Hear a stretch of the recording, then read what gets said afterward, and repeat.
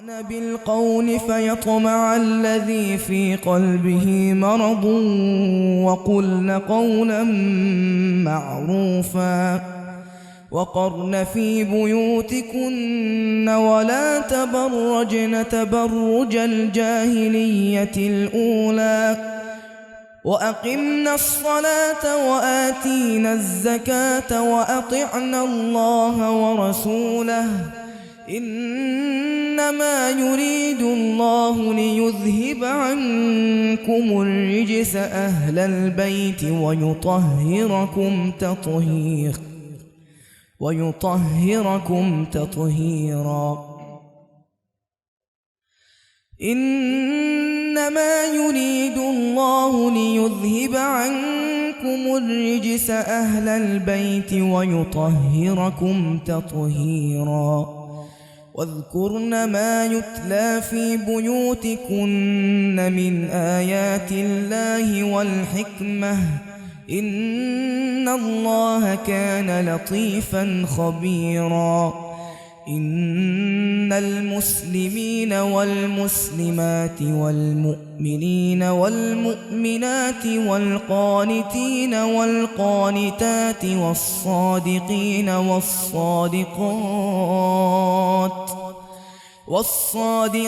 والصادقات والصابرين والصابرات والخاشعين والخاشعات والمتصدقين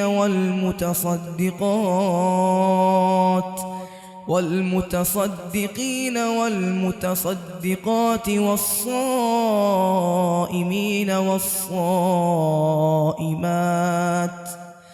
والصائمين والصائمات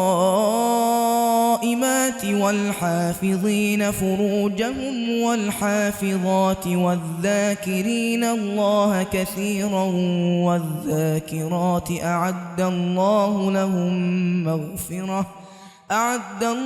لهم مغفرة وأجرا عظيما وما كان لمؤمن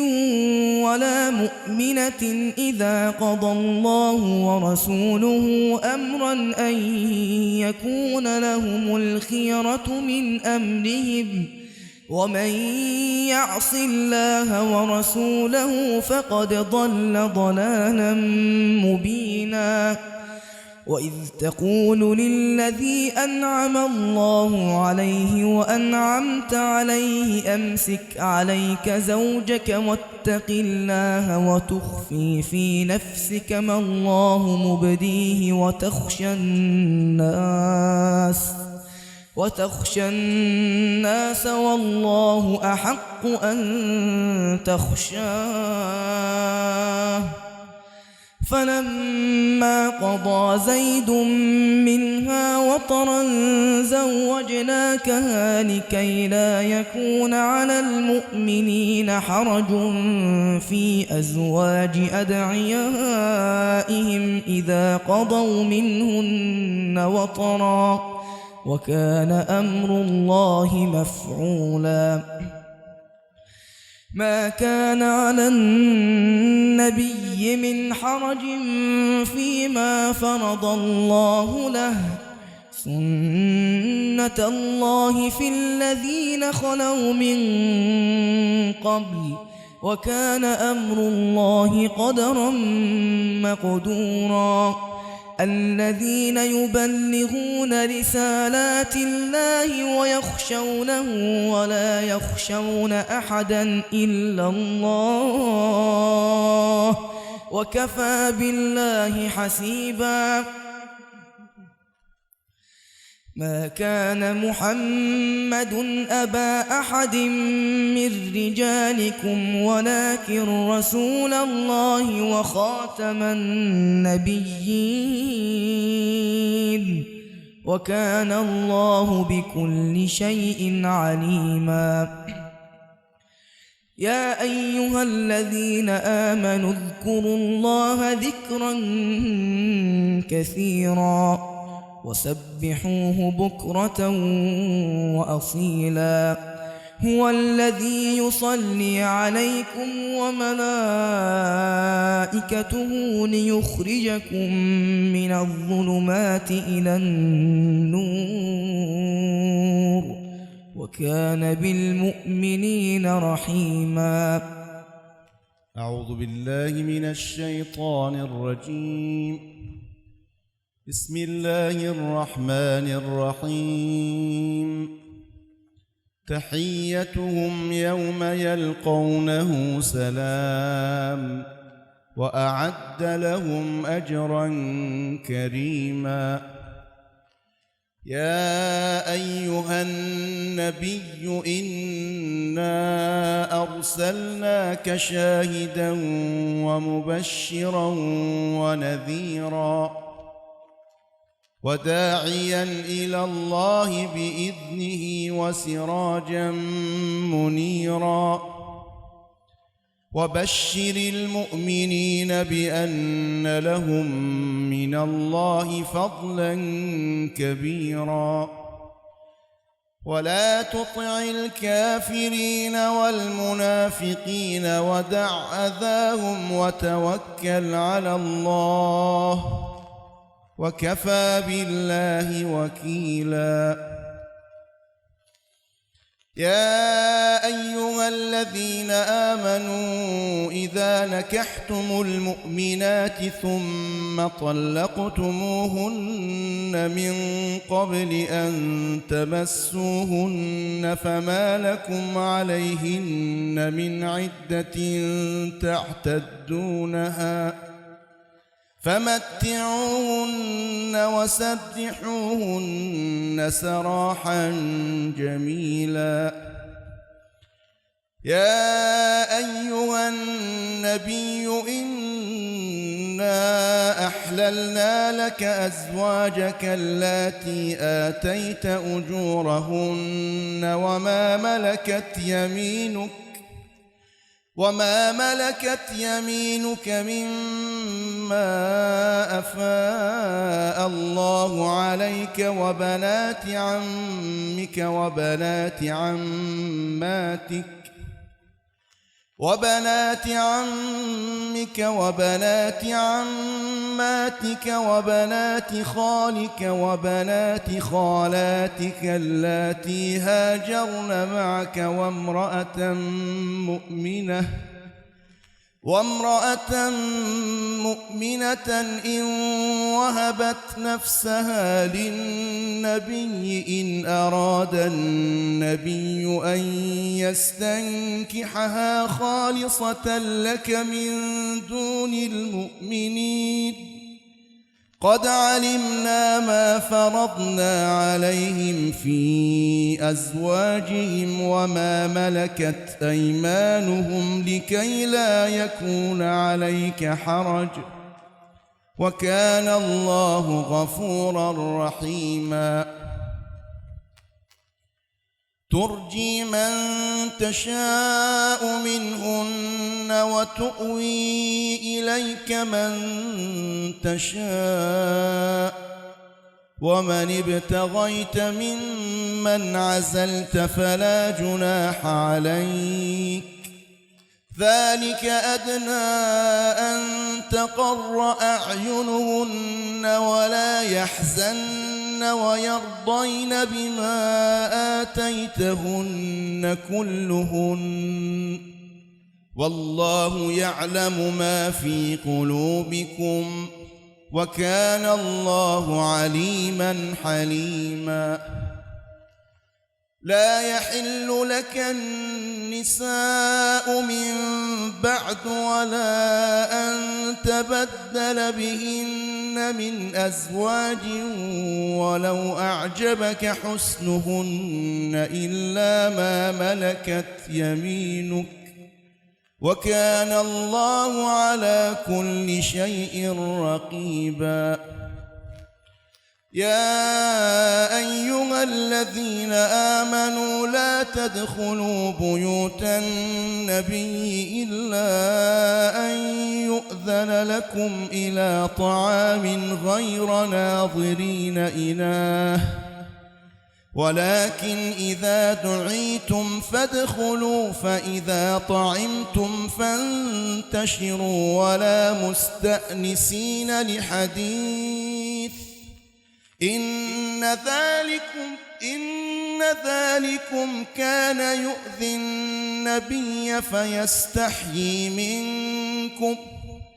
إن ذلكم كان يؤذي النبي فيستحيي منكم والله لا يستحيي من الحق وإذا سألتموهن متاعا فاسألوهن من وراء حجاب ذلكم أطهر لقلوبكم وقلوبهن وما كان لكم أن تؤذوا رسول الله ولا أن تنكحوا أزواجه من بعده أبدا إن ذلكم كان عند الله عظيما إن تبدوا شيئا أو تخفوه فإن الله كان بكل شيء عليما لا جناح عليهن في آبائهن ولا أبنائهن ولا إخوانهن ولا أبناء إخوانهن ولا أبناء إخوانهن ولا أبناء أخواتهن ولا نسائهن ولا ما ملكت أيمانهن واتقين الله إن الله كان على كل شيء شهيدا إن الله وملائكته يصلون على النبي يا أيها الذين آمنوا صلوا عليه وسلموا تسليما محمد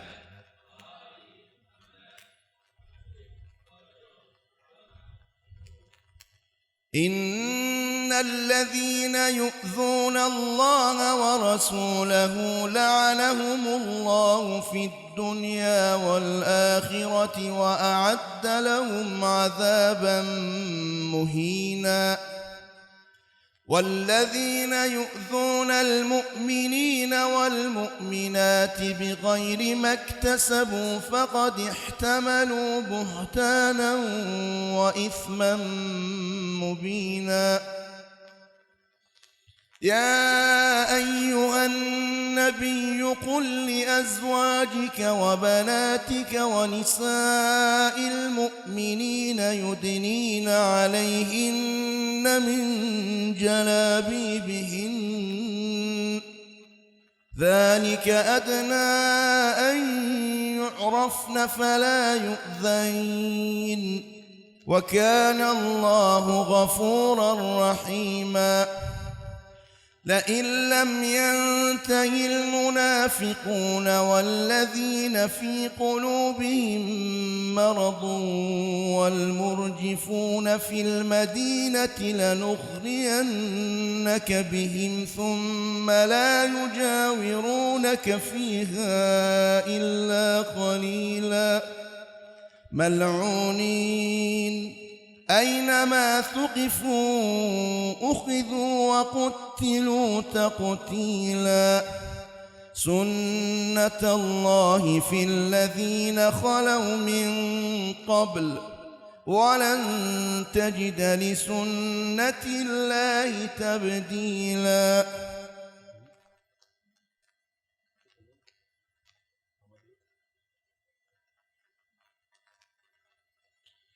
يسألك الناس عن الساعة قل إنما علمها عند الله وما يدريك لعل الساعة تكون قريبا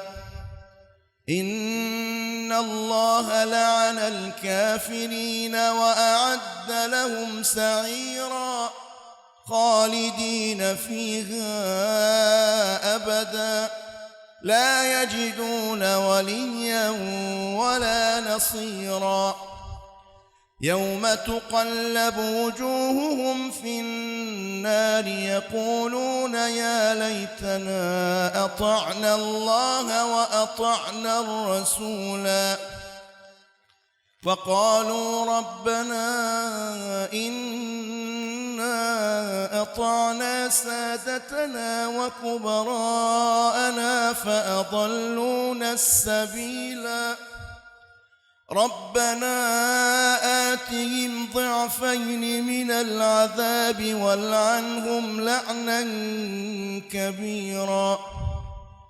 يا أيها الذين آمنوا لا تكونوا كالذين آذوا موسى فبرأه الله مما قالوا وكان عند الله وجيها يا أيها الذين آمنوا اتقوا الله وقولوا قولا سديدا يصلح لكم أعمالكم ويغفر لكم ذنوبكم ومن يطع الله ورسوله فقد فاز فوزا عظيما إنا عرضنا الأمانة على السماوات والأرض والجبال فأبين أن يحملنها وأشفقن منها وحملها الإنسان إنه كان ظلوما جهولا ليعذب الله المنافقين والمنافقات والمشركين والمشركات ويتوب الله على المؤمنين والمؤمنات وكان الله غفورا رحيما.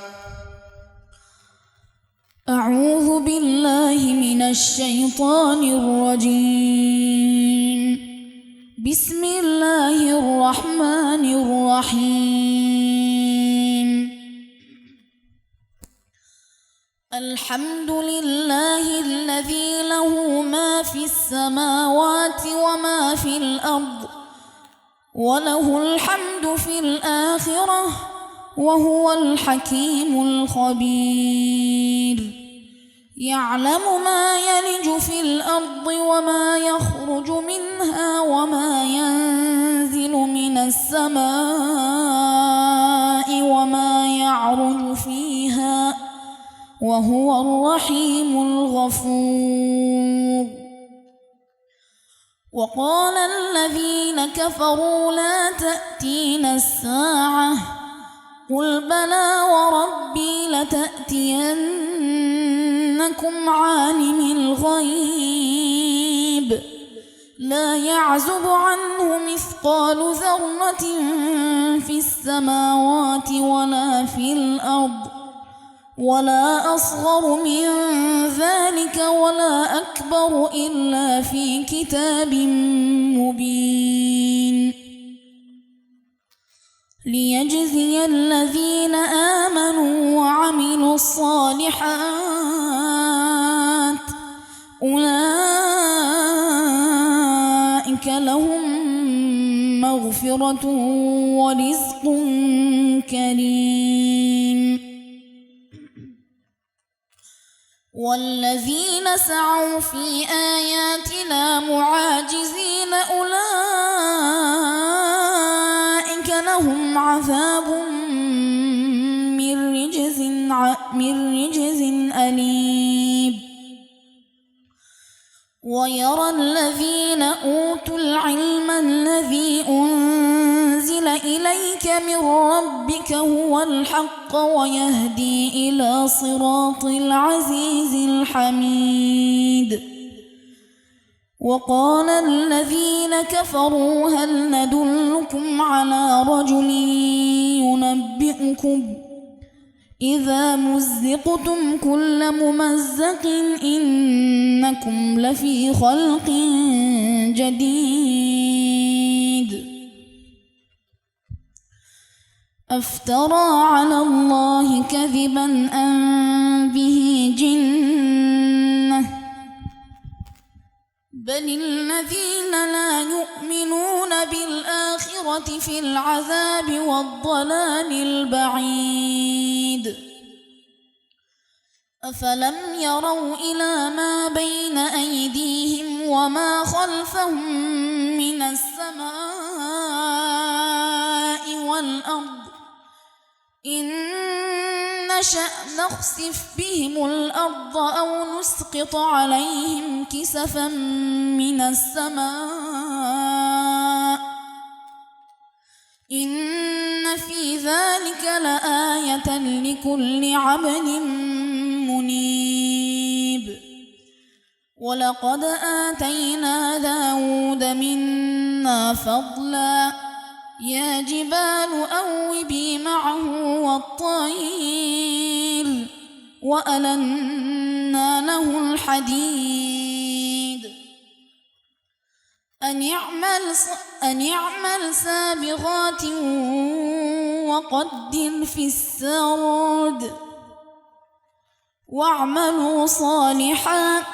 إني بما تعملون بصير. ولسليمان الريح غدوها شهر ورواحها شهر وأسلنا له عين القطر ومن الجن من يعمل بين يديه بإذن ربه ومن يزغ منهم عن أمرنا نذقه من عذاب السعير. يعملون له ما يشاء من محاريب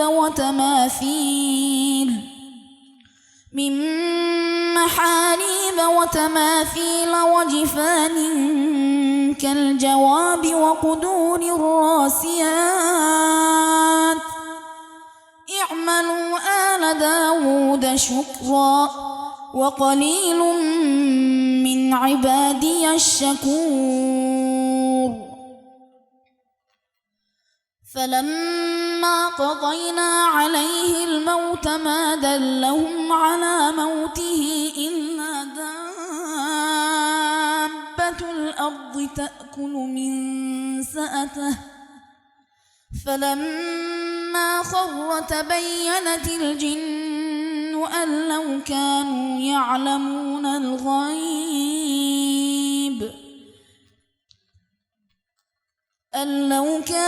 يعلمون الغيب ما لبثوا في العذاب المهين.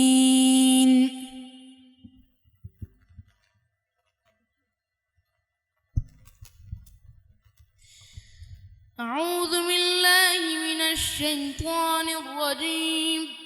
بسم الله الرحمن الرحيم. لقد كان لسبإ في مسكنهم آية جنات عن يمين وشمال جنتان عن يمين وشمال كلوا من رزق ربكم واشكروا له بلدة طيبة ورب غفور. فأعرضوا فأرسلنا عليهم سيل العرم وبدلناهم بجنتيهم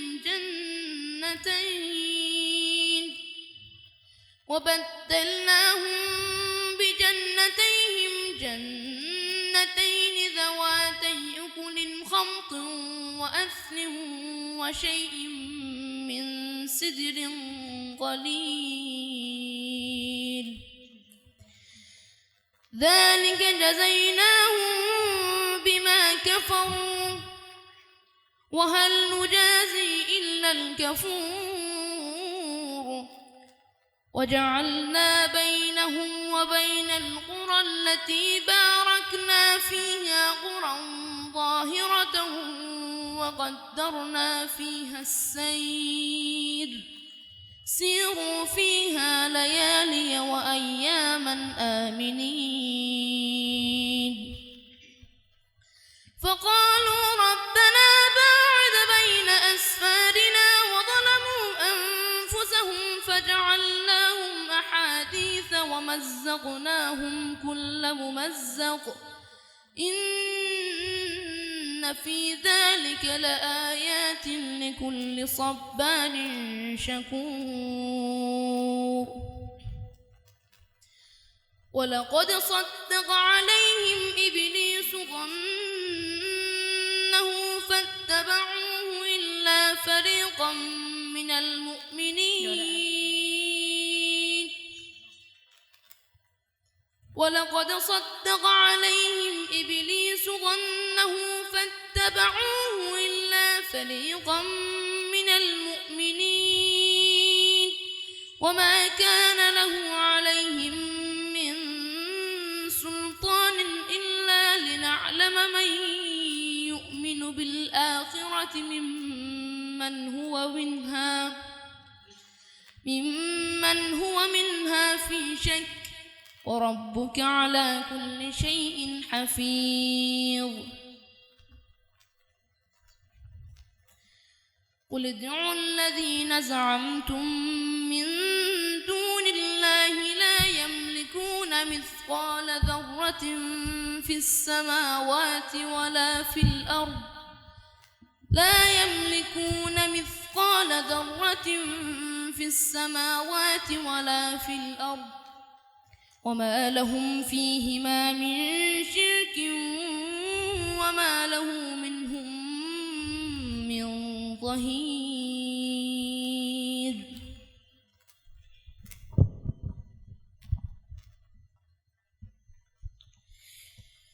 أعوذ بالله من الشيطان الرجيم بسم الله الرحمن الرحيم ولا تنفع الشفاعة عنده إلا لمن أذن له حتى إذا فزع عن قلوبهم قالوا ماذا قال ربكم قالوا الحق وهو العلي الكبير قل من يرزقكم من السماوات والأرض قل الله وإنا أو إياكم لعلى هدى أو في ضلال مبين قل لا تسألون عما أجرمنا ولا نسأل عما تعملون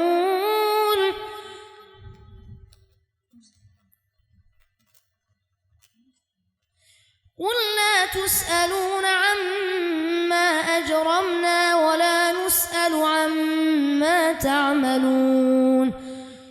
قل يجمع بيننا ربنا ثم يفتح بيننا بالحق وهو الفتاح العليم قل أروني الذين ألحقتم به شركاء كلا بل هو الله العزيز الحكيم وما أرسلناك إلا كافة للناس بشيرا ونذيرا ولكن أكثر الناس لا يعلمون ويقولون متى هذا الوعد إن كنتم صادقين قل لكم ميعاد يوم لا تستخرجون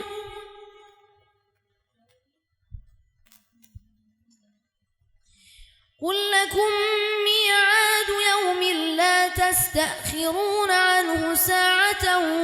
ولا تستقدمون وقال الذين كفروا لن نؤمن بهذا القرآن ولا بالذي بين يديه ولو ترى إذ الظالمون موقوفون عند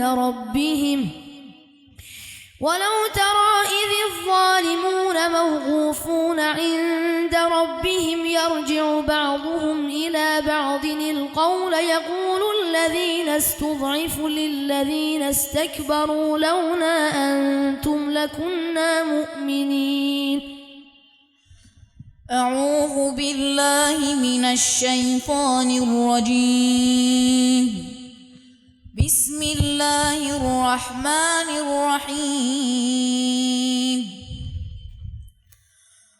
قال الذين استكبروا للذين استضعفوا أنحن صددناكم عن الهدى بعد إذ جاءكم بل كنتم مجرمين. وقال الذين استضعفوا للذين استكبروا بل مكر الليل والنهار إذ تأمروننا أن نكفر بالله ونجعل له أندادا وأسروا الندامة لما رأوا العذاب وجعلنا الأغلال في أعناق الذين كفروا هل يجزون إلا ما كانوا يعملون. وما أرسلنا في قرية من نذير إلا قال مترفوها إنا بما أرسلتم به كافرون وقالوا نحن أكثر أموالا وأولادا وما نحن بمعذبين. قل إن ربي يبسط الرزق لمن يشاء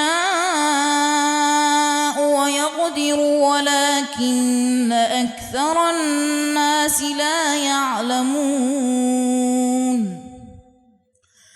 وما أموالكم ولا أولادكم بالتي تقربكم عندنا زلفى إلا من آمن وعمل صالحا فأولئك لهم جزاء الضعف بما عملوا وهم في الغرفات آمنون. والذين يسعون في آياتنا معاجزين أولئك في العذاب محضرون. قل إن ربي يبسط الرزق لمن يشاء من عباده ويقدر له وما أنفقتم من شيء فهو يخلفه وهو خير الرازقين. ويوم يحشرهم جميعا ثم يقول للملائكة أهؤلاء إياكم كانوا يعبدون قالوا سبحانك أنت ولينا من دونهم بل كانوا يعبدون الجن أكثرهم بهم مؤمنون. فاليوم لا يملك بعضكم لبعض نفعا ولا ضرا ونقول للذين ظلموا ذوقوا عذاب النار النار التي كنتم بها تكذبون وإذا تتلى عليهم آياتنا بينات قالوا ما هذا إلا رجل يريد أن يصدكم عما كان يعبد آباؤكم وقالوا ما هذا إلا إفك مفترى وقال الذين كفروا للحق لما جاءهم إن هذا إلا سحر مبين وما آتيناهم من كتب يدرسونها وما أرسلنا إليهم قبلك من نذير وكذب الذين من قبلهم وما بلغوا معشار ما آتيناهم فكذبوا رسلي فكيف كان نكير قل إنما أعظكم بواحدة أن تقوموا لله مثنى وفرادا ثم تتفكروا ما بصاحبكم من جنة إن هو إلا نذير لكم بين يدي عذاب شديد قل ما سألتكم من أجر فهو لكم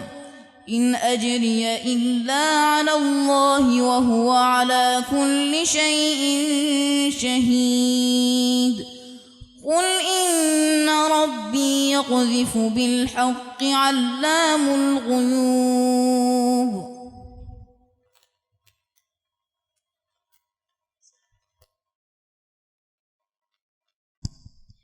أعوذ بالله من الشيطان الرجيم بسم الله الرحمن الرحيم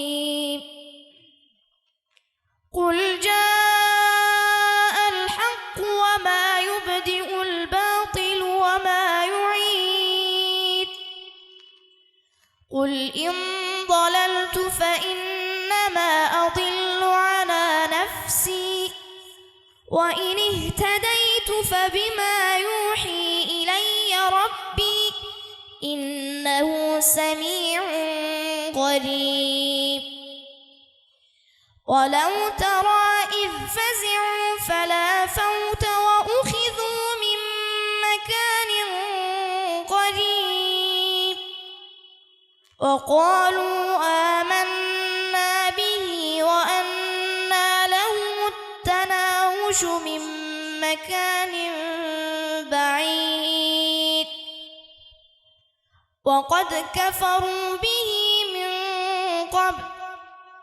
ويقذفون بالغيب من مكان بعيد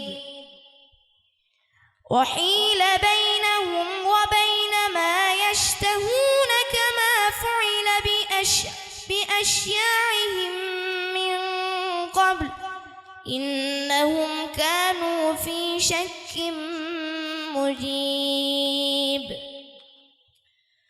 بسم الله الرحمن الرحيم الحمد لله فاطر السماوات والأرض جاعل الملائكة رسلا أولي أجنحة مثنى وثلاث ورباع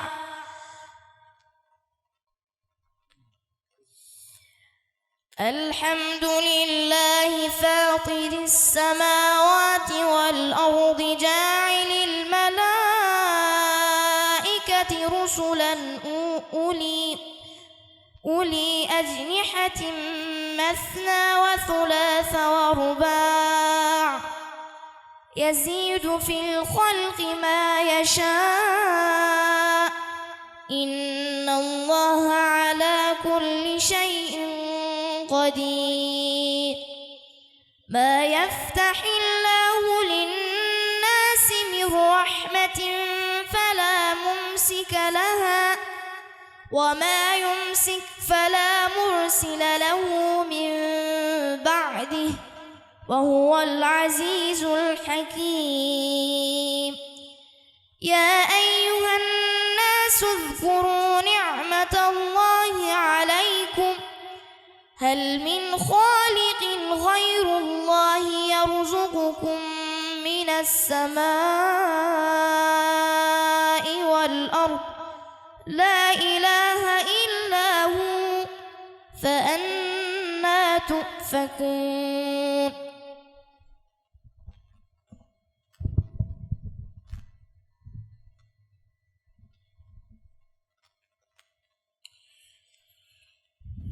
أعوذ بالله من الشيطان الرجيم وإن يكذبوك فقد كذبت رسل من قبلك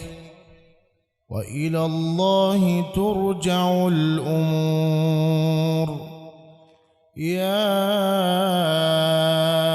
أيها الناس إن وعد الله حق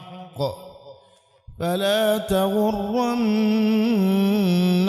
الحياة الدنيا ولا يغرنكم بالله الغرور إن الشيطان لكم عدو فاتخذوه عدوا إنما يدعو حزبه ليكونوا من أصحاب السعير الذين كفروا لهم عذاب شديد والذين آمنوا وعملوا الصالحات لهم مغفرة وأجر كبير أفمن زين له سوء عمله فرآه حسنا فإن الله يضل من يشاء ويهدي من يشاء فلا تذهب نفسك عليهم حسرات إن الله عليم بما يصنعون والله الذي أرسل الرياح فتثير سحابا فسقناه إلى بلد ميت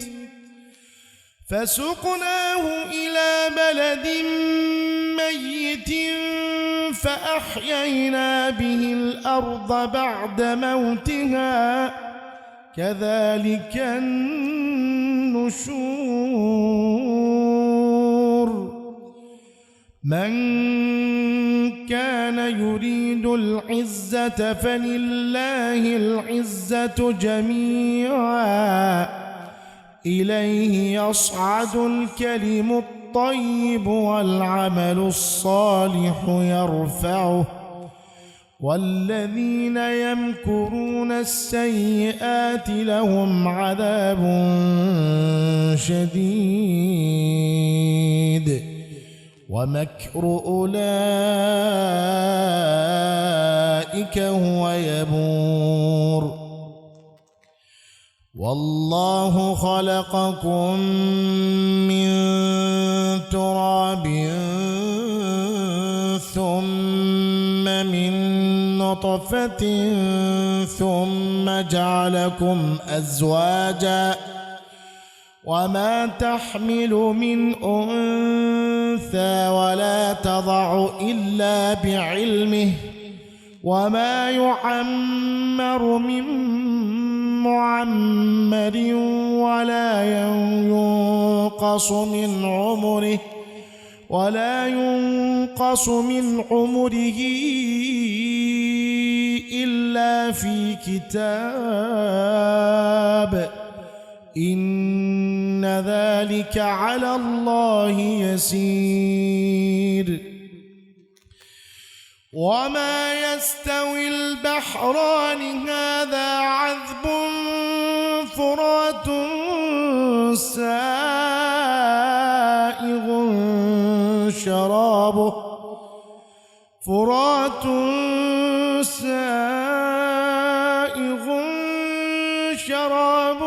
وهذا ملح أجاج ومن كل تأكلون لحما طريا وتستخرجون حلية تلبسونها وترى الفلك فيه مواخر لتبتغوا من فضله ولعلكم تشكرون يولج الليل في النهار ويولج النهار في الليل وسخر الشمس والقمر كل يجري لأجل مسمى ذلكم الله ربكم له الملك والذين تدعون من دونه ما يملكون من قطمير إن تدعوهم لا يسمعوا دعاءكم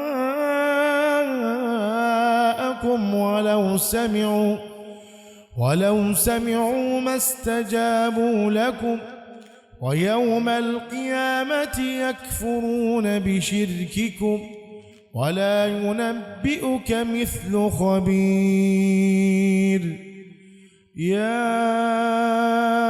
أيها الناس أنتم الفقراء إلى الله والله هو الغني الحميد إن يشأ يذهبكم ويأتي بخلق جديد وما ذلك على الله بعزيز ولا تزر وازرة وزر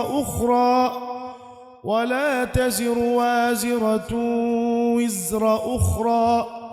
وإن تدع مثقلة إلى حملها لا يحمل منه شيء ولو كان ذا قربى إنما تنذر الذين يخشون ربهم بالغيب وأقاموا الصلاة ومن تزكى فإنما يتزكى لنفسه وإلى الله المصير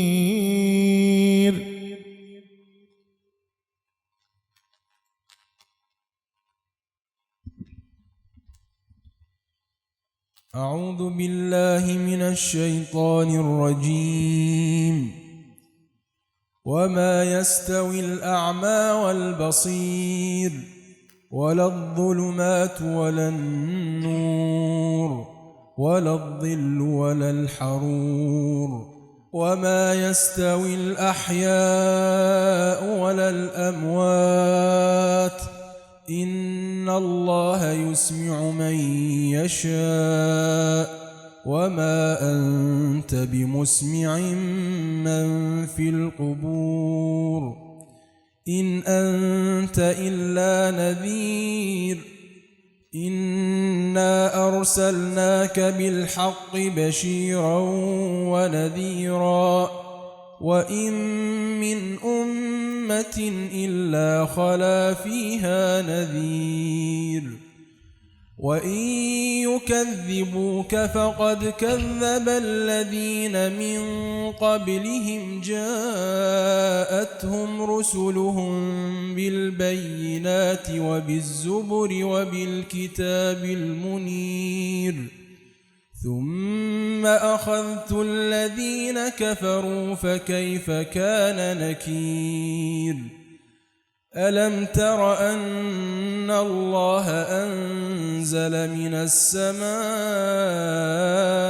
ماء فأخرجنا به ثمرات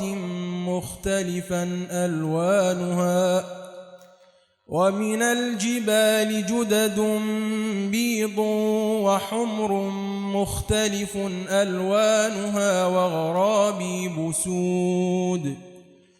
ومن الناس والدواب والأنعام مختلف ألوانه كذلك إنما يخشى الله من عباده العلماء إن الله عزيز غفور إن الذين يتلون كتاب الله وأقاموا الصلاة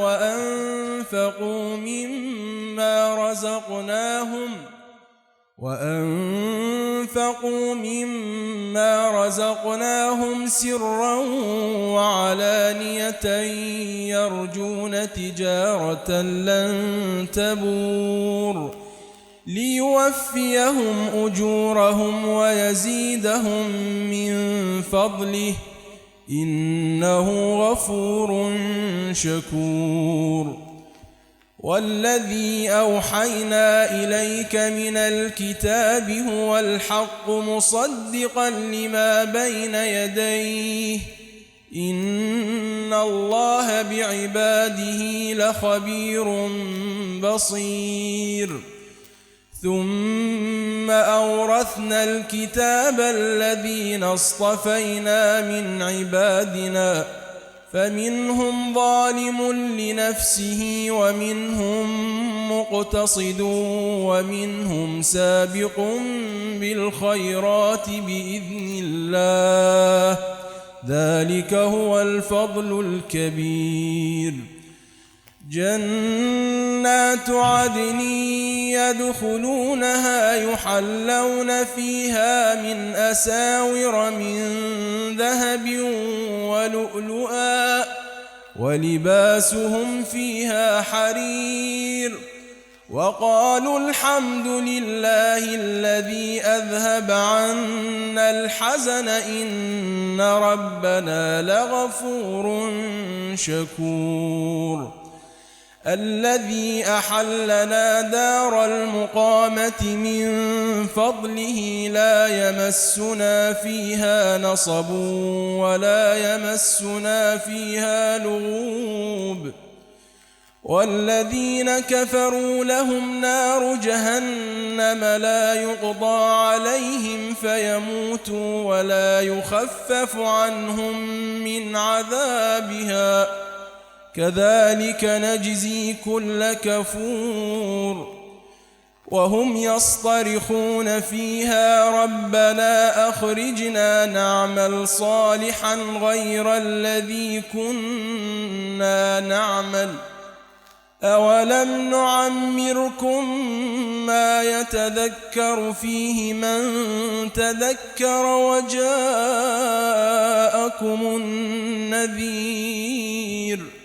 فذوقوا فما للظالمين من نصير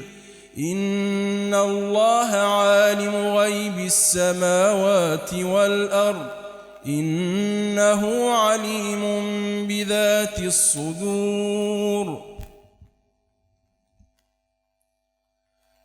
هو الذي جعلكم خلائف في الأرض فمن كفر فعليه كفره ولا يزيد الكافرين كفرهم عند ربهم إلا مقتا